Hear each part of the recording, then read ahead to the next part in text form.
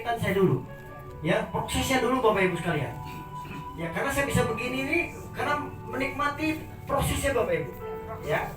Kadang orang, oh ya, enak ya sekarang dia punya rumah, punya mobil. Dia kagak tahu proses perjalanan saya seperti apa. Ya, dengan adanya cerita saya ini buat Bapak Ibu menginspirasi. Kalau saya bisa Bapak Ibu, saya yakin pasti bisa. Baik, saya lanjutkan Bapak Ibu. Pertemuan saya dengan Bapak Hasan Basori ini adalah sebagai titik awal. Titik awal saya akhirnya memutuskan Bapak Ibu. Ya, setelah dijelaskan seperti Bapak Ibu dijelaskan tadi, ada modal, ada peluang dan ada harapan Bapak Ibu. Jadi modal yang kita keluarkan itu katanya dapat produk. Nah, saat itu Bapak Ibu, ada saat saya baru bergabung itu produknya hanya penghemat BBM. Jadi matching dengan produk saya, dengan profesi saya, ojek online. Akhirnya saya ambil produknya yang penghemat motor semua, Pak. Dekorasi motor semua saat itu.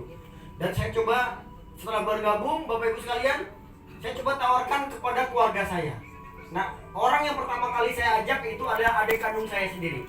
Karena proses waktu saya jadi ojek online, Pak, saya minjem KTP adik saya untuk kredit motor. Karena nama saya udah di BI checking itu udah checklist, udah daftar hitam. Karena saya blacklist ya, blacklist, black hitam, list, ya black kan hitamnya, list daftar, jadi daftar hitam. Makanya wajar Pak muka saya hitam. Jadi saat itu Bapak Ibu, saya tawarkan adik kandung saya pertama.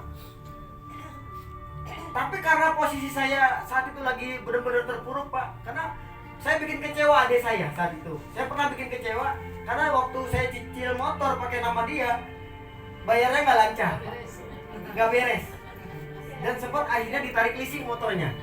Jadi pada saat saya nawarin bisnis ini, orang semua nggak Pak, kata-katanya gak enak banget. Lah, urusan motor aja orang beres, baru-baru ngomongin bisnis. Akhirnya Pak, mentah-mentah Pak adik saya menolak saya. Lalu saya tawarkan teman-teman ojek online Pak. Karena posisi saya masih ojek dan kondisi saya masih biasa-biasa saja Pak. Dompet dia sama dompet saya sama isinya. Ujung-ujungnya dia ngomong gini, udah Bang, bisnis mau pasti-pasti aja. Ya, atau gue tunggu lu sukses dulu deh, gue baru ikut. Rata-rata ngomong begitu semua Pak. Iya betul. Saya coba tawarkan kepada orang yang dikenal. Dia ngelihat ujung rambut, ujung kaki saya Pak. Sepatu udah pada miring, tangan udah pada belang. Ngomong jutaan, ngomong Pajero, ngomong rumah satu miran, Bang. Tapi sambil megang jidat saya. Kayaknya abang anget kurang obat. Bapak Ibu, hampir saya mau menyerah jalankan usaha ini Bapak Ibu. Tapi saya teringat modal yang saya pakai untuk bergabung itu boleh hutang Bapak Ibu. Hutang di saat saya sedang banyak hutang saat itu. Saya nekat Bapak Ibu. Saya orangnya agak berani nekat dalam memulai sebuah usaha.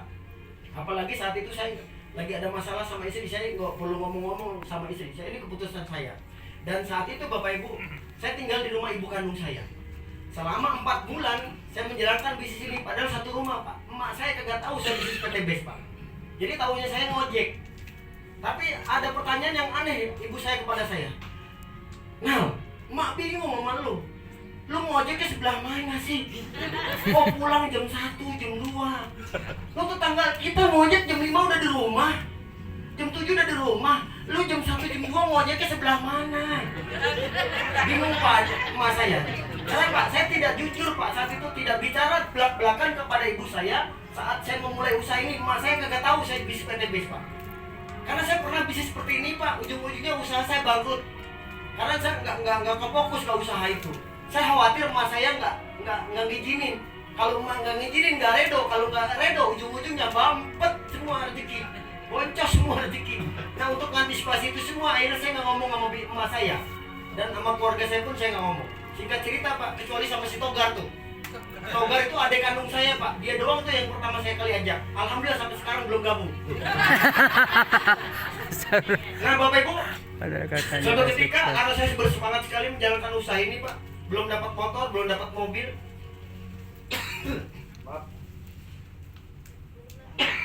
Kasih minum.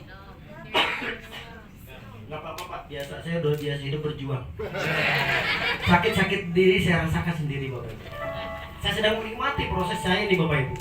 Bapak boleh kasihan sama saya. Tapi saya lebih kasihan lagi sama bapak ibu. Bener ya. Masih belum lunas. Saya mau begini udah punya rumah, Pak. Sombong. Mulai. Ya, saya lanjut Bapak Ibu. Jadi singkat cerita Pak, 4 bulan setelah saya gabung, saya jalankan usaha ini, jaringan saya udah tumbuh Pak. Nah, ketahuilah teman-teman, kok kenapa Pak keluarga menolak, teman seprofesi menolak, kok jaringannya bertumbuh.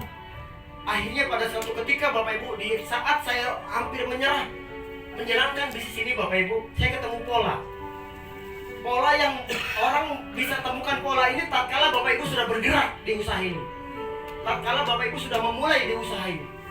Kalau belum memulai Bapak Ibu nggak akan pernah ketemu pola ini. Apa polanya Pak? Saya pernah gagal Pak, saya pernah ditolak sama keluarga, saya pernah ditolak sama teman sendiri, saya pernah dilecehin sama teman seprofesi. Artinya Pak, kalau posisi saya saat itu benar-benar ditolak itu wajar Pak.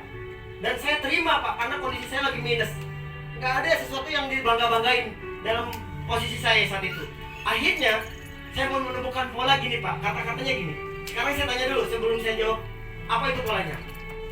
Bapak Ibu, kira-kira Bapak Ibu punya teman atau orang yang Bapak Ibu kenal, jumlahnya lebih banyak mana? Orang yang nggak kita kenal maksudnya? Orang yang nggak kita kenal. Saya ulangi, kalau yang masih bingung, orang yang kita kenal dengan orang yang tidak kita kenal lebih banyak mana jumlahnya? Orang yang kita kenal. Yang setuju angkat tangan. Setuju semua ya. Jadi Bapak Ibu nggak usah khawatir. Saya merasakan pada posisi Anda. Saya tahu Bapak Ibu setelah bergabung pasti ngajak saudaranya. Betul. Saya tahu pasti ngajak teman terdekatnya. Betul. Saya pasti tahu Bapak Ibu ngajak teman soulmate-nya. Betul. Yang Bapak Ibu berafirmasi, wah dia mah teman PS gua nih, teman main gua nih, teman jalan gua nih, dia pasti ngikut ke gua nih. Tapi nyatanya tidak sesuai dengan apa yang kita harapkan. Boro-boro gabung yang ada bikin kita down. Betul nggak? Betul. Saya pernah pada posisi Bapak Ibu. Betul banget Tapi apa sekali. yang saya lakukan Bapak Ibu? Banyak yang Saya meremehkan. terus melangkah dan akhirnya ketemu pola. Akhirnya Bapak Ibu sekalian, saya abaikan, saya ubah pola itu Pak. Ya sampai sekarang saya nggak begitu open-open Pak sama keluarga, sama tetangga, sama saudara yang saya kenal. Sorry, bukannya nggak peduli Pak, saya udah pernah coba. Akhirnya saya ubah pola Pak. Ada spidol nggak? Ada. Polanya gini Bapak Ibu tahu obat nyamuk bakar? Ya. Kira-kira nih ada 2 pertanyaan. Bapak Ibu kalau diminta untuk bakar obat nyamuk, ini ada 2. Ini obat nyamuk, sama-sama obat nyamuk. Ini sama-sama obat nyamuk. Ini A, ini B. Ini biasanya kan ada besi penyangganya ya Bapak Ibu ya? Ya. Ada besi penyangganya. Ini juga sama, ada besi penyangganya. Siapa yang setuju dengan cara A? Cara A itu Bapak Ibu membakarnya dari dalam. Siapa yang setuju? Siapa yang setuju kalau Bapak Ibu bakarnya dari luar? Silakan. Artinya Bapak Ibu, saya pernah melakukan bakar obat nyamuk dari dalam. Artinya saya prospek orang di bisnis ini dari dalam, dari keluarga terdekat. Ada sebagian yang berhasil, ada sebagian rata-rata kagak.